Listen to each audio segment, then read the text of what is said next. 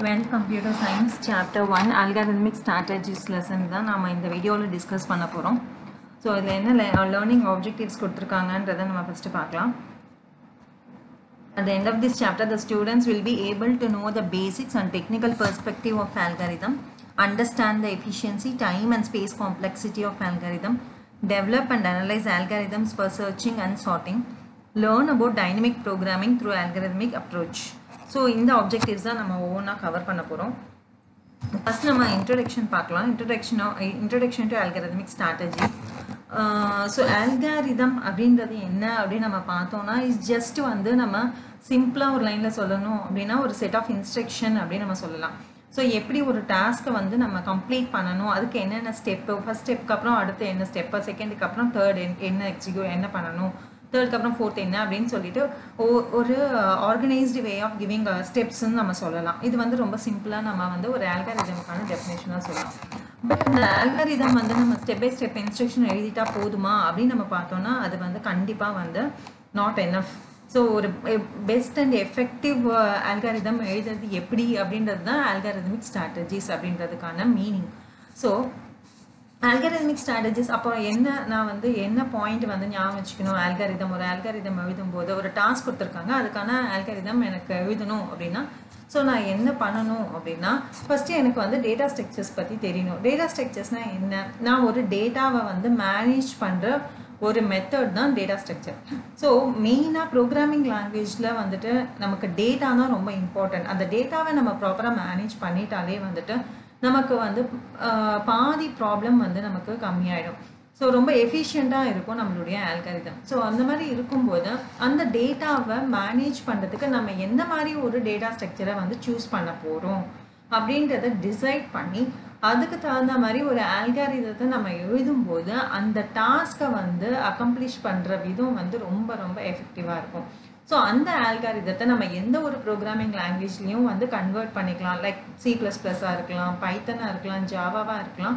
So அது வந்து second step. So algorithm நீங்கள் வந்து எஃபெக்டிவாக எழுதிட்டாலே, கரெக்டான டேட்டா ஸ்ட்ரக்சர்ஸ் சூஸ் பண்ணி நீங்கள் பண்ணிட்டாலே, டேட்டாவை அழகாக மேனேஜ் பண்ணிட்டாலே, ப்ராப்பராக மேனேஜ் பண்ணாலே உங்களுக்கு வந்துட்டு அந்த ப்ரோக்ராம் வந்து ரொம்ப எஃபெக்டிவாக வந்து ஒர்க் ஆகும்.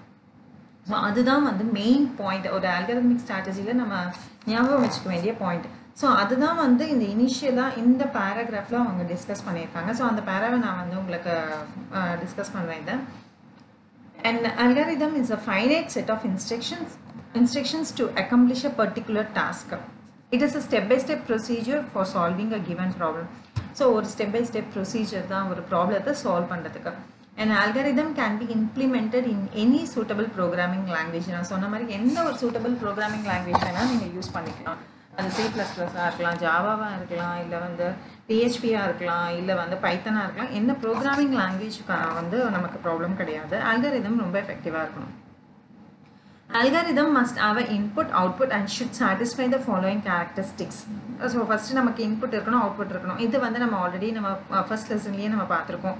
ஸோ என்ன இன்புட் இருக்கணும், அந்த ஆல்காரிதம் வந்து அதை எக்ஸிக்யூட் பண்ணி முடிச்சதுன்னா அந்த ப்ரோக்ராமுக்கான அவுட்புட் என்னவா இருக்கணும் அப்படின்றதையும் நம்ம ஆல்காரிதத்தில் ஸ்பெசிஃபை பண்ணுவோம். And should satisfy the following characteristics. என்ன கேரக்டரிஸ்டிக்ஸை சாட்டிஸ்ஃபை பண்ணணும் அப்படின்னா டெஃபினெட்னஸ், கரெக்ட்னஸ் அண்ட் எஃபெக்டிவ்னஸ். ஸோ டெஃபினெட்னஸ் அப்படின்னு சொல்லும்போது நம்ம ஒரு எழுதும்போது அது வந்து அதில் இருக்கிற ஆப்ரேஷன்ஸ் வந்து கரெக்டாக இருக்கணும். சே ஃபார் எக்ஸாம்பிள் நம்ம புக்லேயே வந்து கூட கொடுத்துருக்காங்க ஒரு எக்ஸாம்பிளாக, லைக் நம்ம ஒரு நம்பரை 0வால் வந்து டிவைட் பண்ண முடியாது. அந்த மாதிரி ஸ்டெப்ஸ்லாம் வந்துட்டு நம்ம எழுதும்போது அந்த மாதிரி ஸ்டெப்ஸ் வரும்போது நம்ம கொஞ்சம் கேர்ஃபுல்லாக எழுதணும். ஸோ அதுதான் வந்து டெஃபினெட்னஸ்.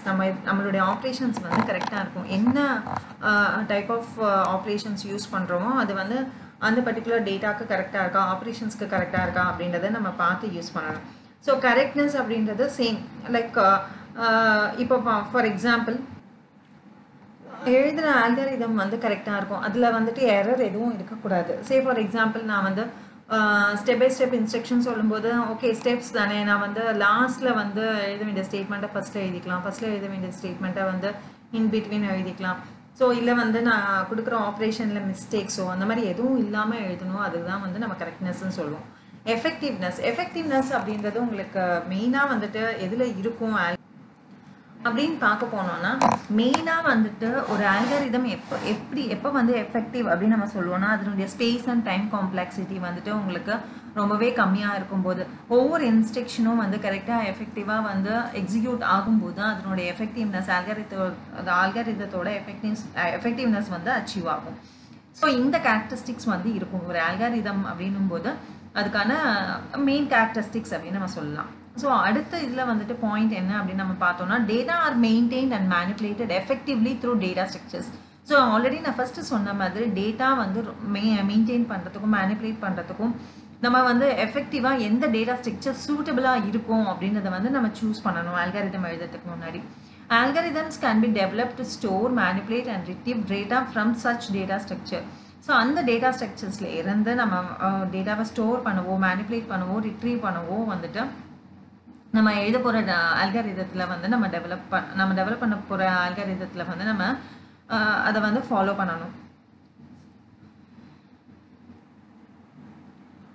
இன்னும் கொஞ்சம் கிளியராக சொல்ல போனால், இப்போ ஃபார் எக்ஸாம்பிள் நான் வந்துட்டு என்னுடைய டேட்டா வந்து 10 இன்புட் இருக்குது. என்னுடைய ப்ரோக்ராமில் நான் எழுத போகிற ப்ரோக்ராமுக்கு வந்துட்டு ஜஸ்ட் வந்து 10 இன்புட்ஸ் மட்டும்தான் இருக்க போகுது அப்படின்னு எனக்கு கரெக்டாக தெரியும் அப்படின்னா, நான் அதை ஸ்டோர் பண்ணுறதுக்கு நான் யூஸ் பண்ணுற ஒரு டேட்டா ஸ்ட்ரக்சர் அப்படின்னு நம்ம பார்த்தோன்னா அரே வந்து நான் யூஸ் பண்ணிக்கலாம்.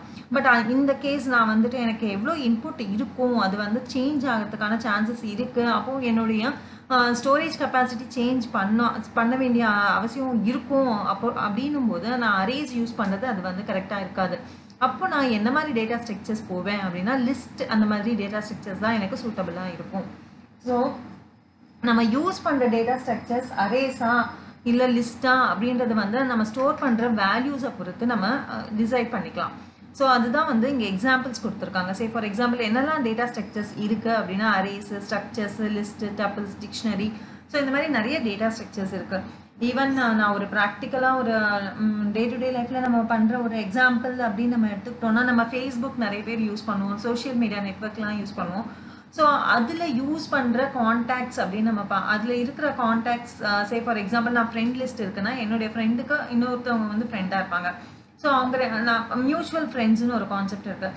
ஸோ ஒரு friend to friend, mutual friends, இந்த மாதிரி டேட்டாஸ் எல்லாம் ஸ்டோர் பண்ணும்போது எனக்கு எந்த மாதிரி டேட்டா ஸ்ட்ரக்சர் எஃபெக்டிவாக இருக்கும் அப்படின்னு நான் பார்க்கும்போது, கிராஃப் அப்படின்ற ஒரு டேட்டா ஸ்ட்ரக்சர் இருக்குது. அந்த மாதிரி டேட்டா ஸ்ட்ரக்சர் யூஸ் பண்ணும்போது எனக்கு ரொம்பவே எஃபெக்டிவாக இருக்கும். ஸோ அதே மாதிரி ஒரு லிஸ்ட் ஆஃப் ரிசல்ட்ஸ் டிஸ்பிளே ஆகுது, ரிசல்ட்ஸ் வருது. அந்த ரிசல்ட்டில் வந்து என்னுடைய ரிசல்ட் என்ன அப்படின்னு நான் சர்ச் பண்ணணும்.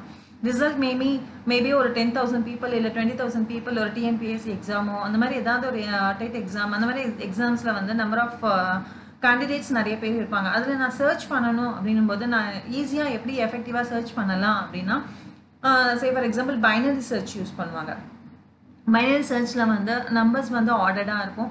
ஸோ என்னுடைய நம்பரை பொறுத்து நான் வந்து நெக்ஸ்ட் பேஜுக்கு போகணுமா, ப்ரீவியஸ் பேஜுக்கு போகணுமா அப்படின்றத டிசைட் பண்ணி நான் மூவ் பண்ணுவேன். ஸோ அந்த மாதிரி மூவ் பண்ணி நான் சர்ச் பண்ணும்போது அது வந்து நம்ம பைனரி சர்ச்னு சொல்லுவோம். ஸோ இந்த மாதிரி நம்ம டே டு டே லைஃப்பில் யூஸ் பண்ணுற ஒவ்வொரு இதுவுமே வந்து அப்ளிகேஷன்ஸுமே வந்துட்டு உங்களுடைய டேட்டாவை நிறைய டேட்டா யூஸ் பண்ணும். மில்லியன்ஸ் ஆஃப் டேட்டாஸ் வந்து அதில் இன்வால்வ்டாக இருக்கும். ஸோ அந்த மாதிரி இருக்கும்போது நம்ம யூஸ் பண்ணுற டேட்டா ஸ்ட்ரக்சர் எஃபெக்டிவாக இருந்தால் தான் நம்ம ஆல்காரிதம் வந்து ரொம்ப எஃபெக்டிவாக இருக்கும். ஸோ ஆல்காரிதம் ஒரு ப்ரோக்ராம் அப்படின்றது சும்மா லைன்ஸ் அப்படின்னு நீங்கள் நினச்சிக்க வேண்டாம். அட் த சேம் டைம் நம்ம ப்ரோக்ராம் ஒரு லாங்குவேஜை தெரிஞ்சுக்கிட்டு அந்த லாங்குவேஜில் ப்ரோக்ராம் எழுதிடலாம் அப்படின்றது ரொம்ப இம்பார்ட்டன்ட் கிடையாது. அந்த ப்ரோக்ராமையும் ஆல்காரிதத்தையும் எவ்வளோ வந்து எஃபெக்டிவாக எழுதுகிறோமோ அந்த அளவுக்கு நம்ம வந்து பெட்டர் சாஃப்ட்வேர் டெவலப்பராக ஆக முடியும். ஸோ அதுக்காக தான் இந்த ஒரு பர்டிகுலர் கான்செப்ட்ஸ்லாம் வந்து ரொம்ப இம்பார்ட்டண்ட் அப்படின்றதுனால நான் உங்களுக்கு ஒவ்வொரு பாயிண்ட்டையும் டெஸ்ட் பண்ணி சொல்கிறேன். ஸோ இது வந்து நீங்கள் கவனமாக பாருங்கள். திரும்ப ரிப்பீட்டடாக பார்க்கும்போது உங்களுக்கு ஈஸியாக புரியும். டேட்டா ஸ்ட்ரக்சர்ஸ் நிறையவே நம்ம டிஸ்கஸ் பண்ணிட்டோம். அதில் இருக்கிற மெயின் ஆப்ரேஷன்ஸ், இம்பார்ட்டன்ட் ஆப்ரேஷன்ஸ் அப்படின்னு நம்ம பார்க்கும்போது search, sort, insert, update, delete. So இதுதாங்க மெயின் ஆப்ரேஷன்ஸ் டேட்டா ஸ்ட்ரக்சர்ஸில் இருக்கும். ஸோ சர்ச் அப்படின்னா என்னென்னா, ஒரு டேட்டா ஐட்டத்தை வந்து நான் என்னுடைய லிஸ்ட்டில் வந்து சர்ச் பண்ணுறது. to search an item in a data structure using linear and binary search. நீங்கள் என்ன மெத்தட் வேணால் யூஸ் பண்ணிக்கலாம். ஸோ அகெயின் இது டிபெண்ட்ஸ், நீங்கள் எப்படி வந்து அதை எந்த மாதிரி டேட்டா ஸ்ட்ரக்சர் எந்த மாதிரி டாஸ்க்கு வேணுமோ அதுக்கு தகுந்த மாதிரி நம்ம சூஸ் பண்ணுவோம். சார்ட் அப்படின்னா என்னென்னா, to sort items in certain order using methods such as bubble sort, insertion sort, selection sort. So அதே சார்ட் அப்படின்னும் போது நம்மளுடைய டேட்டாஸை வந்து ஆர்டராக அரேஞ்ச் பண்ணுறது. ஸோ அதை அரேஞ்ச் பண்ணுறதுக்கு என்ன மாதிரி சார்ட் வந்து நீங்கள் யூஸ் பண்ணலாம்னா bubble sort, insertion sort, selection sort. So எல்லா டேட்டா ஸ்ட்ரக்சர்லையும் ப்ரோஸ் அண்ட் கான்ஸ்ன்னு இருக்கும். ஸோ நம்மளுடைய டாஸ்க்கை பொறுத்து நமக்கு என்ன மாதிரி வேணும் அப்படின்றத நம்ம செலக்ட் பண்ணிக்கலாம். ஸோ இன்சர்ட் அப்படின்றது to insert an item in data structure. ஒரு டேட்டா ஸ்ட்ரக்சரில் வந்து ஒரு டேட்டாவை எப்படி இன்சர்ட் பண்ணணும். ஸோ ஃபார் எக்ஸாம்பிள் நம்ம ஆல்ரெடி டிஸ்கஸ் பண்ண மாதிரி இப்போ நான் அரேயில் டேட்டாவை இன்சர்ட் பண்ணணும் அப்படின்னா எனக்கு அது ரொம்பவே வந்து கஷ்டம். சே ஃபார் எக்ஸாம்பிள் ஒரு 1000 டேட்டாஸ் இருக்குது, இன் பிட்வீன் ஒரு 10th பிளேஸில் வந்து என்னோடய டேட்டாவை இன்சர்ட் பண்ணணும் அப்படின்னா 11ல் இருக்கிற 10thலேருந்து எல்லா டேட்டாஸையும் நான் என்ன பண்ணணும் அப்படின்னா அப்படியே ஷிஃப்ட் பண்ணிக்கிட்டே வரும், ஒவ்வொரு வாட்டியும் ஷிஃப்ட் பண்ணிகிட்டே வரும். ஸோ ஷிஃப்ட் பண்ணணும் அப்படின்னா 990 ஷிஃப்ட்ஸ் நான் பண்ணணும். இப்போ வந்து 1000 டேட்டாஸ் இருக்குது அப்படின்னா அதே வந்து நான் லிங்க்டு லிஸ்ட்டாக இருக்கும்போது லிங்க்டு லிஸ்ட் வந்து எல்லாமே வந்து ஒரு டேட்டா வந்து இன்னொரு டேட்டாவோட லிங்க் ஆகிருக்கும். அந்த மாதிரி லிங்க் ஆகிருக்கும் போது இன்பிட்வீன் நான் 10th பிளேஸில் வந்து என்னுடைய டேட்டாவை வந்து அந்த லிங்கிங் ஆப்ஷனை சேஞ்ச் பண்ணி நான் இன்சர்ட் பண்ணிக்கலாம். ஸோ இது வந்து ரொம்பவே சிம்பிளாக இருக்கும். லிங்க்டு லிஸ்ட்டில் டேட்டாவை இன்சர்ட் பண்ணுறது ரொம்பவே சிம்பிளாக இருக்கும் compared to the arrays. So அந்த மாதிரி ஒர்க் வந்து நம்ம சூஸ் பண்ணணும். எந்த மாதிரி ஒர்க்கோ அதுக்கு தகுந்த மாதிரி டேட்டா ஸ்ட்ரக்சரை நம்ம சூஸ் பண்ணணும். ஸோ அதே மாதிரி அப்டேட் அப்படின்னா என்னென்னா அப்டேட் அண்ட் எக்ஸிஸ்டிங் ஐட்டம் என்ன டேட்டா ஸ்ட்ரக்சர். ஸோ ஒரு டேட்டா ஸ்ட்ரக்சரில் இருக்கிற டேட்டாவை வந்து நான் வந்து அப்டேட் பண்ணணும்னா எப்படி பண்ணலாம் அப்படின்றது தான் update. Again deleting and existing item என்ன டேட்டா ஸ்ட்ரக்சர்னா ஒரு டேட்டா ஸ்ட்ரக்சரில் ஒரு பர்டிகுலர் டேட்டாவை டெலீட் பண்ணணும்னா எப்படி டெலீட் பண்ணலாம். ஸோ இதெல்லாம் வந்து காமன் ஆப்ரேஷன்ஸ் நம்மளுடைய இதில் டேட்டா ஸ்ட்ரக்சர்ஸில் நம்ம பண்ணுறது. ஸோ நம்ம ஆல்காரிதம் எழுதும்போது இதெல்லாம் ஞாபகம் வச்சுட்டு ஸோ ஆல்காரிதத்தில் வந்து நம்ம எப்படி வந்து எஃபெக்டிவாக எழுதலாம் அப்படின்றத பார்க்கலாம். ஸோ அடுத்த பேரால என்ன இருக்குன்னு பார்க்கலாம். The way of defining an algorithm is called algorithmic strategy. The way of defining an algorithm is called algorithmic strategy. Already இவ்வளோ நேரமாக சொல்லிட்டு இருந்தது தான் இந்த பாயிண்ட். இது நம்ம எப்படி வந்து அது ஆல்காரிதத்தை டிஃபைன் பண்ணுறோமோ அதுதான் வந்து algorithmic strategy. For example, to calculate a factorial for a given value n, then it can be done by defining the function to calculate a factorial once. So ஒரு ஃபங்க்ஷன் வந்து யூஸ் ஒரு ஃபேக்டோரியலை ஒரு வாட்டி calculate பண்ணுறதுக்கு ஒரு function எழுதிட்டு அதுக்கப்புறம் for the iteration 1 ஒரு ஃபர்ஸ்ட் ஐட்ரேஷனுக்கு நம்ம எழுதுகிறோம். தென் இட் கேன் பி கால் ரிக்கர்சிவ்லி. அதை நம்ம என்ன பண்ணுறோம், ரிப்பீட்டடாக வந்து கால் பண்ணுறோம், அதுதான் ரிக்கர்சிவ். ஸோ ரிக்கர்சிவ்க்கான கான்செப்டை வந்து நான் ஆல்ரெடி ஃபர்ஸ்ட் லெசனில் டிஸ்கஸ் பண்ணியிருக்கேன், அதையும் நீங்கள் ஒரு வாட்டி கோத்ரூ பண்ணலாம் வேணும்னா. So called recursively until the number of required iteration is reached. So எத்தனை ஐட்ரேஷன் வேணுமோ அத்தனை வாட்டி அந்த ஃபேக்டோரியல் ஃபங்க்ஷனை நம்ம கால் பண்ணும்போது அந்த ஃபேக்டோரியலை வந்து நம்ம ஈஸியாக கண்டுபிடிக்கலாம். ஸோ ரிப்பீட்டடாக நான் அந்த ஃபேக்டோரியல் ஸ்டேட்மெண்ட்டை வந்து நான் 10 ஃபேக்டோரியல் கண்டுபிடிக்கணும்னா 10 டைம்ஸ் எழுதணும் தேவையில்லை. அந்த ஃபேக்டோரியல் ஃபங்க்ஷனையே வந்து ரிப்பீட்டடாக கால் பண்ணும்போது எனக்கு ஈஸியாக வந்துட்டு அந்த ஃபேக்டோரியலை வந்து கண்டுபிடிக்க முடியும். ஸோ இதுதான் வந்து ஆல்காரிதமிக் ஸ்ட்ராட்டஜிஸ். ஸோ இந்த ஒரு 2-3 பேராகிராஃப் தான் இந்த ஃபர்ஸ்ட் பேஜில் இன்வால்வ்டாக இருக்குது. ஸோ நான் இவ்வளோ டைம் எடுத்து இந்த பர்டிகுலர் டாப்பிக்கை டிஸ்கஸ் பண்ணதுக்கான ரீசன் என்ன அப்படின்னா, ஒருத்தவங்க வந்து டேட்டா ஸ்ட்ரக்சர்லையும் ஆல்காரிதம் எழுதுறதுலையும் ஸ்ட்ராங்காக இருந்தாங்க அப்படின்னா அவங்க வந்து எந்த ஒரு ப்ரோக்ராமிங் லாங்குவேஜ்லேயும் வந்து ஈஸியாக ப்ரோக்ராம் எழுதிடலாம். அது பெரிய விஷயமே கிடையாது. ப்ரோக்ராமிங் லாங்குவேஜ் கற்றுக்கிறது அப்படின்றது ரொம்ப சிம்பிள் தாங்க. ஆனால் வந்து ஆல்காரிதம் எழுதுறதும் டேட்டா ஸ்ட்ரக்சரை சூஸ் பண்ணுறது மட்டும்தான் நம்ம மைண்டில் எப்பயுமே இருக்கணும். இந்த பாயிண்ட் வந்து ரொம்ப இன்டீட்டெயில்டாக நீங்கள் வந்து இதில் இல்லை அப்படின்னாலும் அட்லீஸ்ட் இந்த பாயிண்ட்டை ஞாபகம் வச்சுக்கோங்க. ஃபர்தராக ஃப்யூச்சரில் வந்து நீங்கள் போக போக வந்து ஒவ்வொரு பிளேஸ்லையும் நீங்கள் டேட்டா ஸ்ட்ரக்சரை பற்றி நீங்கள் கேட்கும் போதும் அதில் என்ன டேட்டா ஸ்ட்ரக்சர் யூஸ் பண்ணியிருக்காங்க அப்படின்னு யோசிக்கும் போதும் அதை பற்றின கான்செப்ட்ஸ்லாம் உங்களுக்கு புரிய ஆரம்பிக்கும். நீங்கள் இன்னும் எழுதும்போது ரியல் டைமில் நீங்கள் போயிட்டு நீங்கள் சாஃப்ட்வேர் டெவலப்பராக போகும்போது உங்களுக்கு ரொம்பவே வந்துட்டு யூஸ்ஃபுல்லாக இருக்கும். ஸோ அதனால் நீங்கள் இனிமேல் வந்து எப்போ வந்து ஒரு ப்ரோக்ராமை பார்த்தாலும் ஒரு ஆப்பை பார்த்தாலும் அது எப்படி டெவலப் பண்ணியிருப்பாங்க, அதில் டேட்டாவை வந்து எப்படி மேனேஜ் பண்ணியிருப்பாங்க, அதில் என்ன மாதிரி டேட்டா ஸ்ட்ரக்சர் இருக்குது, இந்த மாதிரி கொஷின்ஸ்லாம் வந்து யோசிங்க. ஸோ யோசிக்கும் போது தான் உங்களுக்கு வந்து நீங்கள் ஒரு டெவலப்பராக வந்து எப்படி வந்து அதை எஃபெக்டிவாக மேனேஜ் பண்ணுவீங்க அப்படின்றதெல்லாம் வந்து யோசிங்க. ஸோ தட் அது வந்து உங்களுக்கு ரொம்பவே ஃப்யூச்சரில் ரொம்ப யூஸ்ஃபுல்லாக இருக்கும்.